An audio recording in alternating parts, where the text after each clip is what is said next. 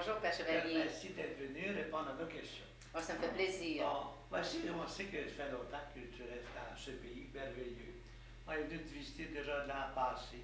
On sait comment tu t'occupes beaucoup des groupes de pèlerins dans ce milieu. Cependant, tu es allé au Québec dernièrement, je pense. Oui. Tu es comme nous, tu entends parler un peu de Medjugorje. Comment on parle peut-être juste du négatif, mais je voudrais que tu nous expliques un peu, toi, comment tu vois ça, ces interprétations un petit peu fausses qui sont sur Medjugorje. Moi, je vois ça, d'abord, ça me fait de la peine. Tellement de peine parce que moi, je suis ici au moins 4 mois par année. Parfois, je dépasse. Puis, je ne vois que des choses positives. Et le peu de négatif qu'il peut y avoir ici, d'après moi, un peu trop de commerce ou des choses normales comme ça. Alors, quand j'arrive tout feu, tout flamme, comme cette année, je suis revenue le 12 juillet, je suis arrivée ici à Medjugorje le 26 avril, puis je ne suis partie que le 12 juillet.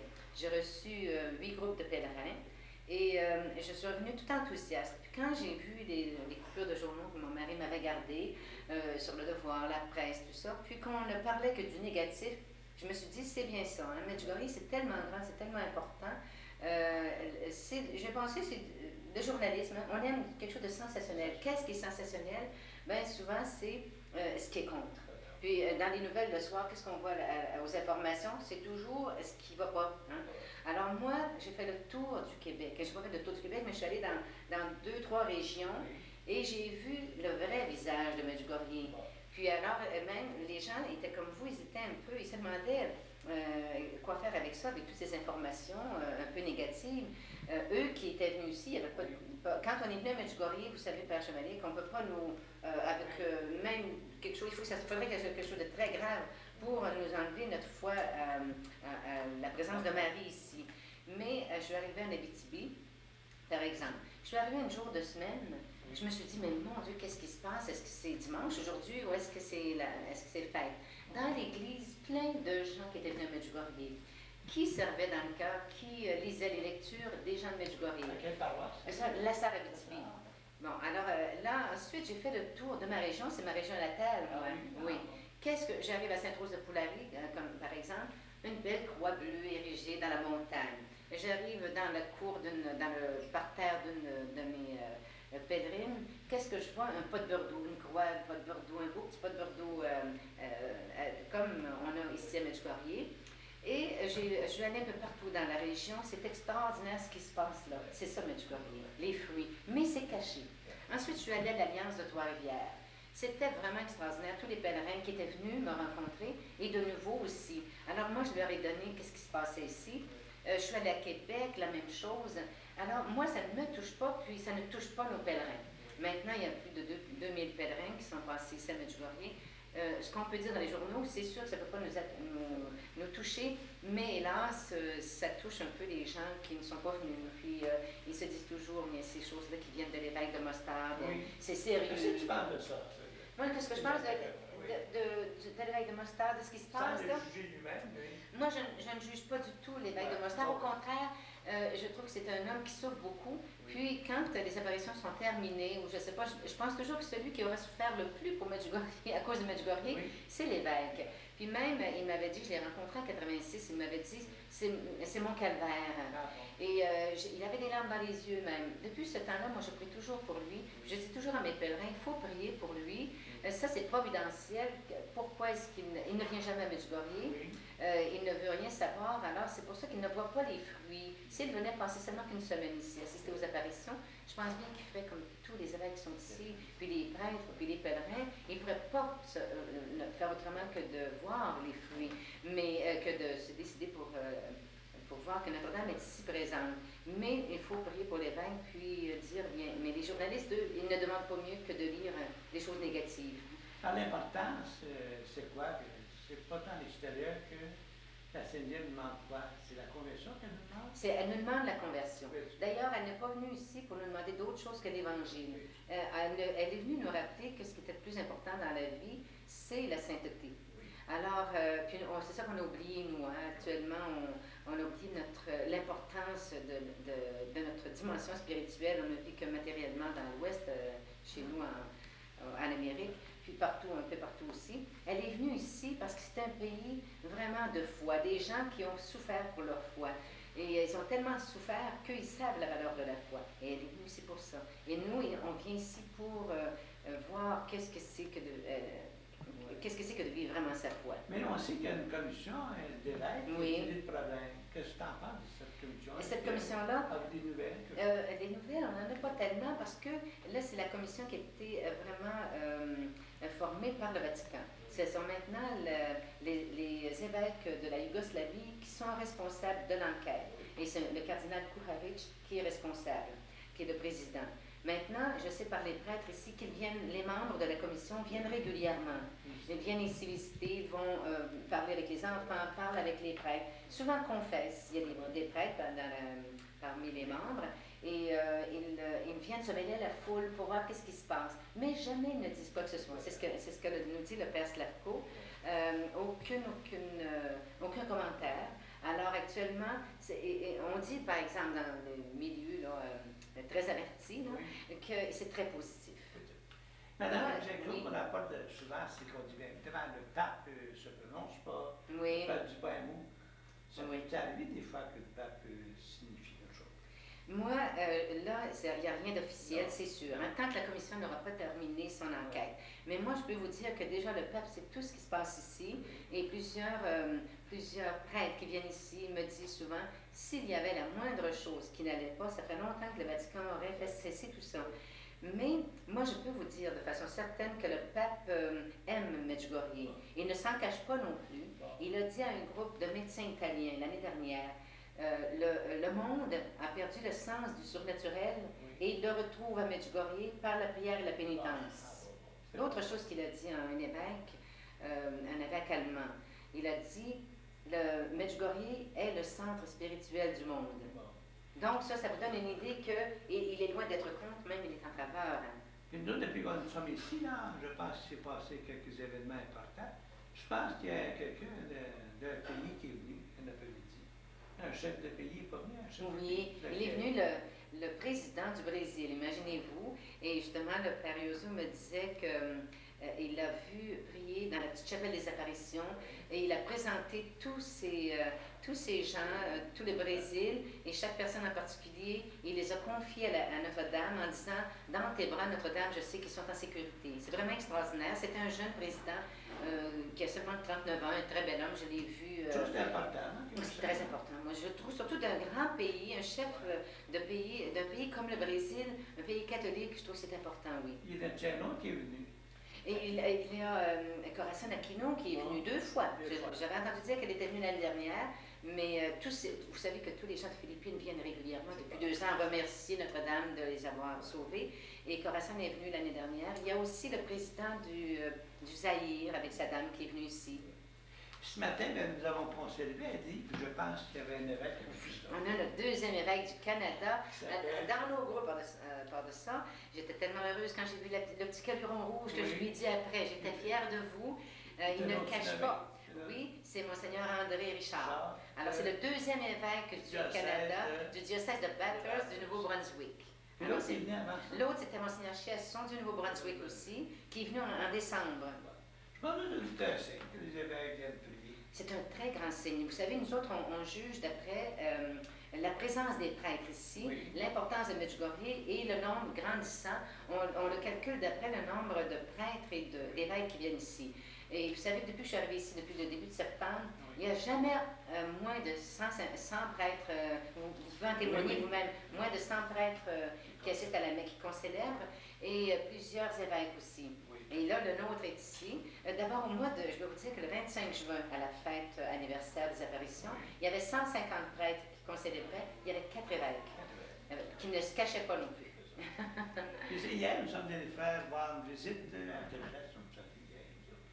en visite à l'ancien curé qui s'appelle...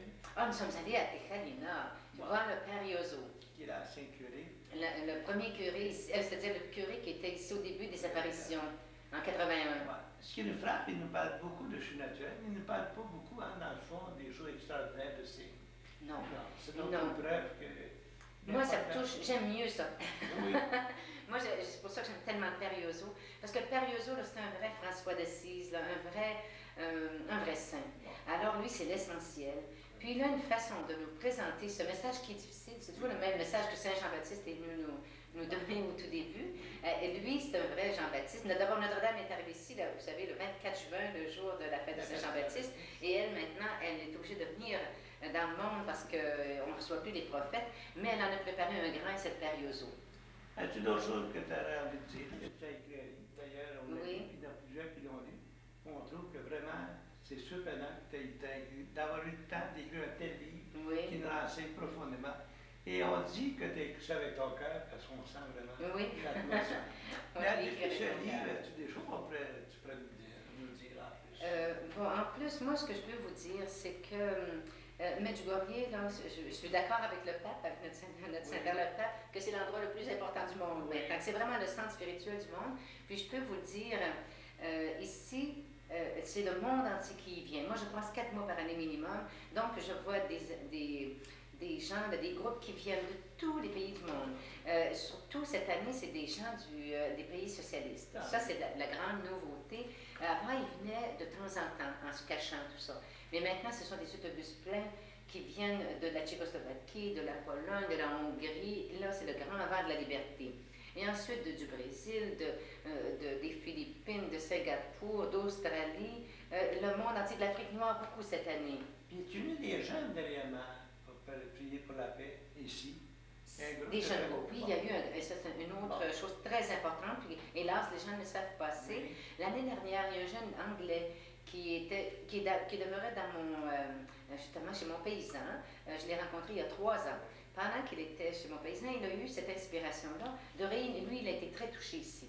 Il a eu l'inspiration de réunir un groupe de jeunes à l'occasion de l'année consacrée aux jeunes, parce que Notre-Dame avait consacré cette année-là, l'année aux jeunes.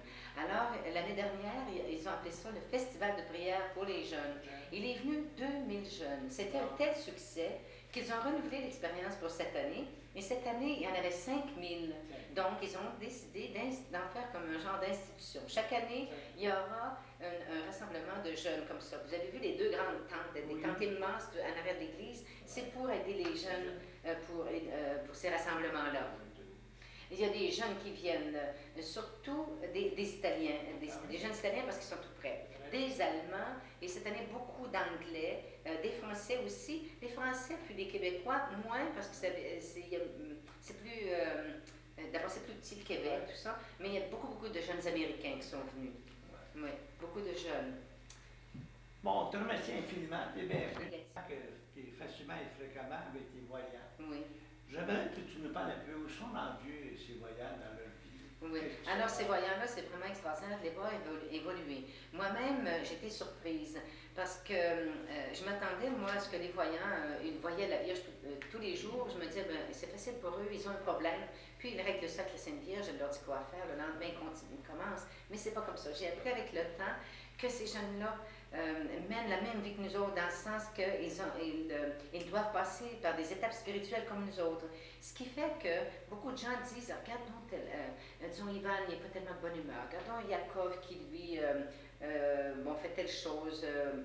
C'est parce qu'ils sont très humains, ils restent humains. Et ça, c'est une preuve que Medjugorje est vrai. Ce ne sont pas des anges. Hein? Alors, souvent, comme par exemple, juste avant, on me parlait que Yakov, pour me donner quelque chose de négatif, il disait Yakov, il y a eu quelque chose l'année dernière, là, puis c'était pas bien. Mais Yakov, comme tout adolescent, il a eu sa crise d'adolescence. Ça, je pense que ça fait déjà 2 ans. Alors, Notre-Dame, elle est une mère pour eux autres. Alors, le jeune, il est allé passer 6 mois en Italie, dans une famille amie, parce que vous savez qu'Yakov, c'est un jeune orphelin. Alors, il reste avec son oncle, puis tout ça. La vie n'est pas facile pour lui. Il est parti simplement 6 mois en Italie. Il est revenu ici, resplendissant, depuis ce temps-là qu'il est toujours au kiosque des messes, là. Et lui, c'est un petit gars formidable. Je le vois, moi, il ne parle pas, il ne reçoit pas des pèlerins, mais par contre, je le vois circuler à Compass, où moi j'ai affaire souvent, là. Puis il vient prendre un café avec les gens de Compass, puis il l'aime. C'est un petit gars extraordinaire avec ses petites vestes fleuries à la mode, mais quand on rencontre son regard, on voit qu'il est spécial. Maria, elle a donné son rein pour son frère. Alors ça, c'est une autre affaire. Moi, j'ai appris que la souffrance, Notre-Dame, elle n'évite pas la souffrance assez voyant. Elle a été obligée de donner son rein, ce qui l'affaiblit beaucoup. Moi, j'aurais pensé que Notre-Dame guérirait son frère, mais c'est pas comme ça. Ça vous donne l'exemple. Vous dites comment est-ce que ces gens-là sont comme les autres, hein, très humains. Alors elle, c'était très pénible, très difficile, parce que c'est toujours la personne qui reçoit le rein qui se rétablit le plus facilement. Et elle reçoit, mais de moins en moins.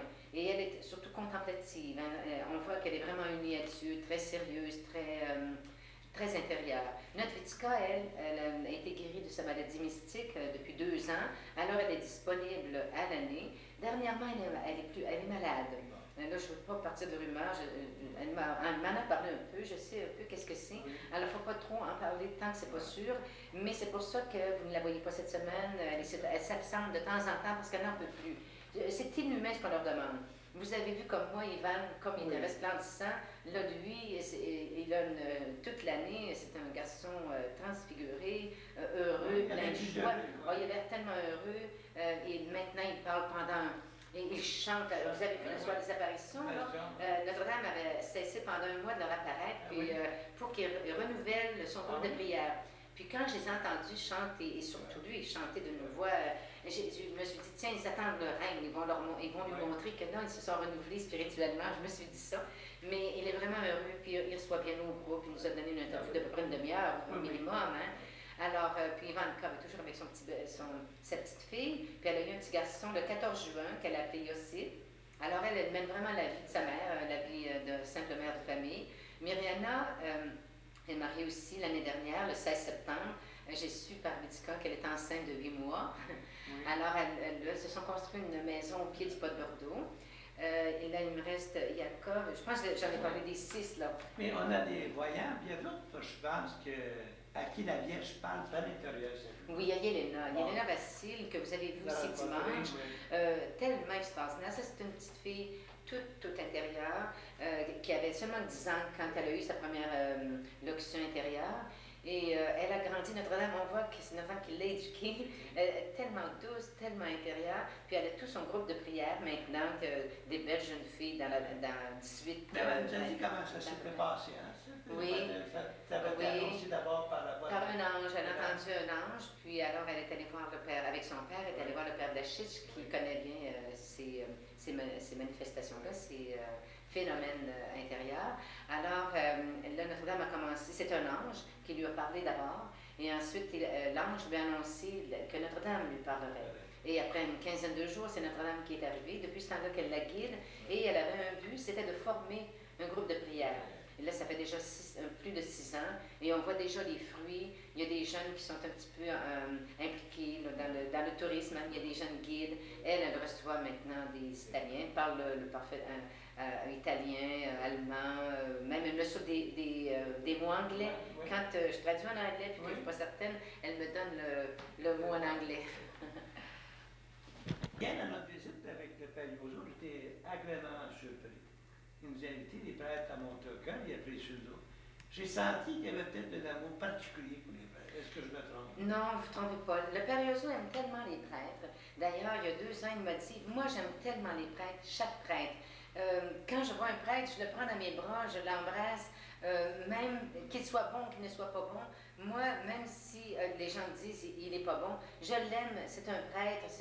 Il dit, je comprends Saint François qui disait, si je rencontrais un prêtre et un ange, je m'agenouillerais, je pense, quelque chose comme ça, devant l'ange. Alors il dit, le Père Yozo m'a dit, moi je le comprends. Il a un tel amour pour les prêtres qu'il me dit toujours, bon, tu es prêtre, combien de prêtres? Tu les amènes, tes prêtres. Puis là, il les fait monter dans le cœur, puis il les bénit. Ça, c'est nouveau récemment.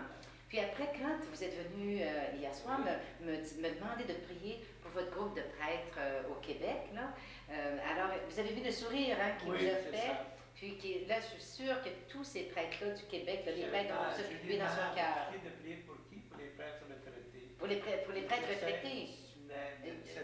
De Saint-Hyacinthe, c'est ça. Alors, lui, il dit ça, que c'était des prêtres retraités, que vous en étiez responsable, tout ça. Puis vraiment, là, il les a pris dans son cœur. Surtout qu'il dit toujours, lui, que le soir, quand il parle à quelqu'un, il écoute toujours avec son cœur.